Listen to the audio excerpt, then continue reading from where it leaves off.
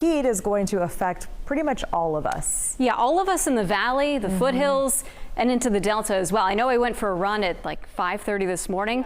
Humid? Not a breath of wind, and yes, it was humid. Yeah, we're going to talk about that here in just a second, but this is a view over downtown Sacramento. Looking off to the south and west where, yeah, we've had some clouds kind of streaming through. 6 o'clock this morning, a little cluster of storms gathered just to the west of Stockton.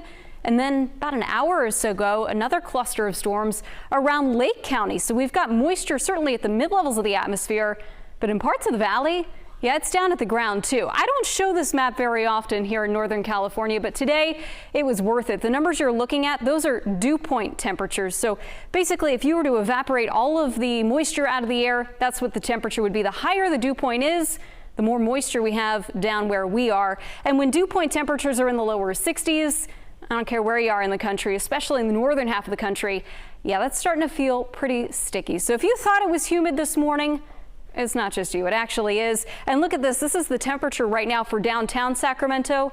95 degrees, not much of a breeze either. Numbers up a good 3 to 7 degrees compared to this time yesterday. So you do a little math, that'll put us between about 104 and 107 later this afternoon. Today's going to be a tough one to be outside later on in the afternoon. Wednesday, not much cooler. The wild card here is some cloud cover. We may get some to come in later in the afternoon that may cut down on the warming just a bit, but obviously if we stay sunny, yeah, it's going to be another scorcher.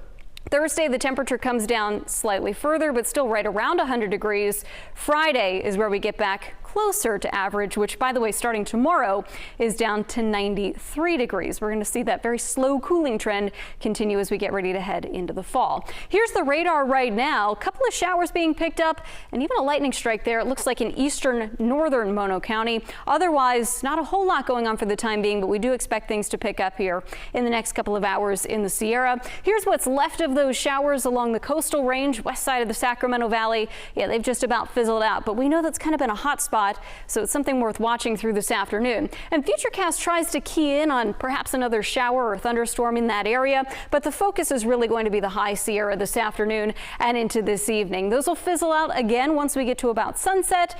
Unlike the last couple of days, showers not expected to come down the hill, but watch what happens into Wednesday. Yeah, same deal. We get more of that chance for some showers and storms up into the high Sierra. So the activity's still kind of hanging around for a little bit. Highs around South Lake Tahoe will be in the lower 80s. Obviously, if we get a shower or thunderstorm, we'll cut those numbers back down into the 70s. Here's a look at the week ahead, though, for the valley.